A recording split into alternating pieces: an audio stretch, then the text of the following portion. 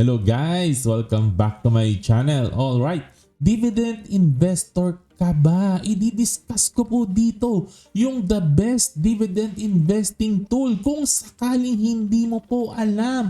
At bonus, it got better. Saan ka pa? Manood ka na!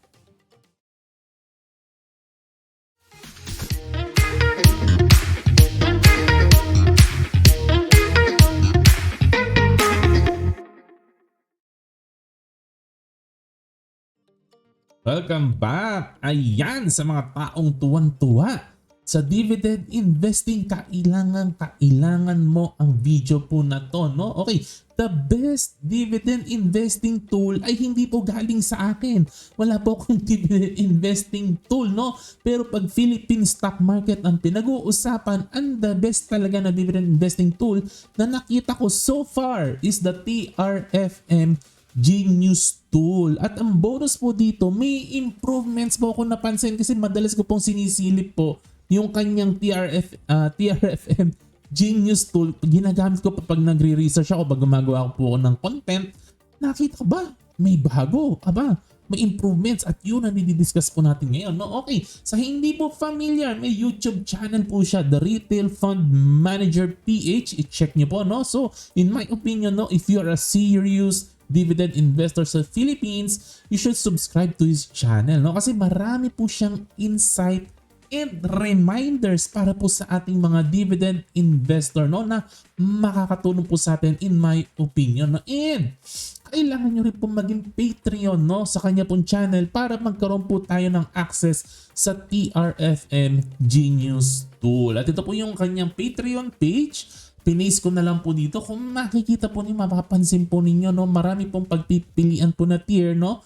Depende po sa budget po ninyo kung gaano kalaki yung gusto niyo itip po sa kanya, kung gaano po kayo natutuwa or gaano po kayo nakatulong yung tool na ginawa niyo sa'yo. Kayo po ang bahalang mamili, and it's very, very affordable, very, very reachable, accessible. Walang ka-problema kahit anong budget mo. Sa tingin ko naman po, kayang-kaya po ito as low as $1 a month. To. I don't know. Guys, disclaimer lang po, hindi ko po siya kilala personally. Hindi po kami nag-i-interact kahit sa email, hindi ko pa po siya nakakausap. But ang goal ko lang po kasi sa inyong lahat, no, kasi marami po sa inyong viewers ko po ay dividend investor. Gusto ko po kayong maging successful at kailangan niyo po ang the best tool for the job. Kailangan po the best tool for the job.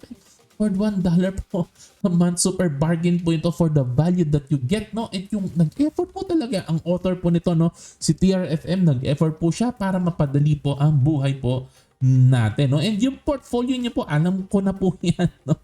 Karamihan po sa inyo, 1,000, yung iba po sa inyo, milyon. Kaya po, wag na po kayong magkuripot kasi this will save you so much time and you got a lot of benefits as Patreon, no? Bibigyan ko lang po kayo ng mga konting example kung ano yung makikita po natin, no?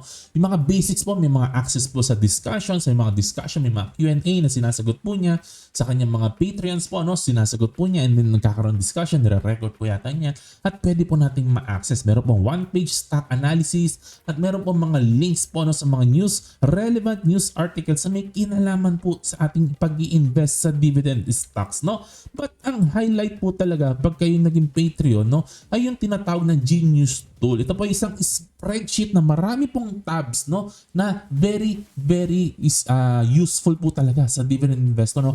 Hindi ko po in-screenshot, no, kasi baka hindi ko baka mag-alit. Hindi ko alam kung pwede kahit i-blurred ko. Syempre nakakahiya naman po, no? At i-describe ko na lang po anong makikita po ninyo dito sa Genius tool. No? Una po, yung isa nakita ko po yung valuation tab. Meron pong tab doon ng pangalan ay valuation, no?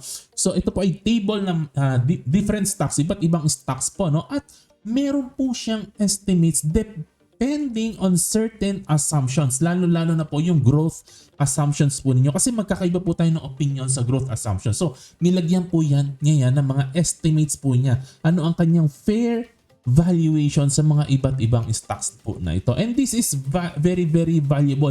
Kahit hindi po tayo nag-agree sa valuation niya kasi tayo po magkakaiba po tayo ng pagtingin sa value ng isang stock, Pero makakatulong po ito, makapag-shortlist po tayo, no?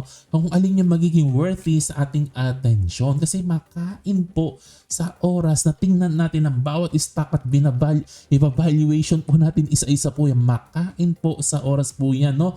We can leverage on his point of view na hindi naman po natin talaga gagamitin po ang kanyang talagang valuation, pero matitrim out natin, matatanggal natin yung mga bagay na sa tingin natin ay mahal. Kasi kung mahal na para sa kanya, bakit pa natin titingnan kung mahal na sa kanya? So yung mga nakita niya mura, edi yun ang pwede natin i-shortlist. So this is a very time saver, no? Another po na nakita ko yung stock dividend yield screener. Ito po yung talagang babad na babad po ko dito, no? Kasi ang ganda-ganda po ito. List po ito ng maraming stocks, no?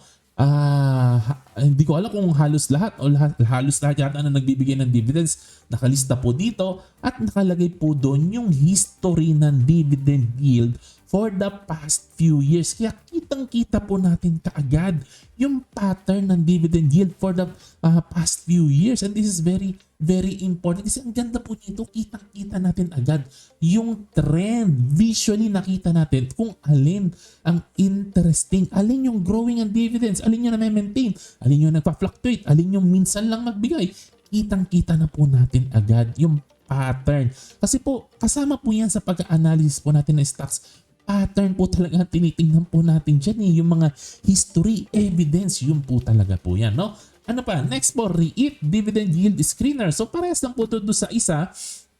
Pero for REITs naman po, nilistan niya dito yung mga REITs kasi may mga tao na talagang gustong-gusto nila yung REIT, no? So yun, so yung history din po ng dividend yield for the past few years. Pero specific po ito sa mga REIT stocks, no? Next naman po, dividend schedule tab. Nagustuhan ko rin po ito, no? Kasi naka-arrange po dito per year and per month, no? Yung history kung sino ang stock na nagbayad ng dividends for certain year or certain month, no? Sino yung nagbayad ng mga dividends. So very important po ito kasi may mga tao po na nagpa-plan po sila na sumweldo sila buwan-buwan, maaring quarterly or buwan-buwan. So magagamit po itong tab po na ito para maiplano po natin kung kailan tayo sasahod ng dividend, no? Kasi I think this is very important, lalo na po sa mga retired na po or pa-retire na at talagang pinaplano na po nila ang buhay po nila. Sa mga thunders po, sa mga thunders, no? Alam niyo na po yan, nakikinig ka, mga thunders, alright.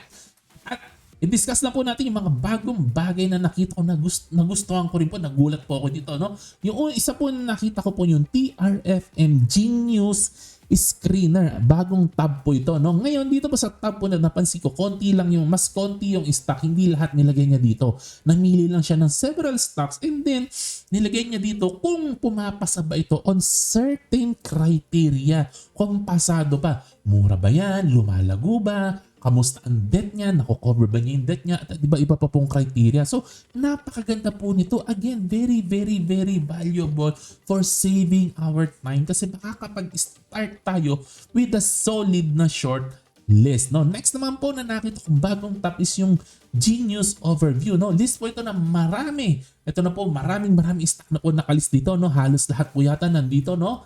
At nandito po, may checklist po dito ng mga good and bad attributes para nakikita po natin agad yung mga green flags at mga red flags.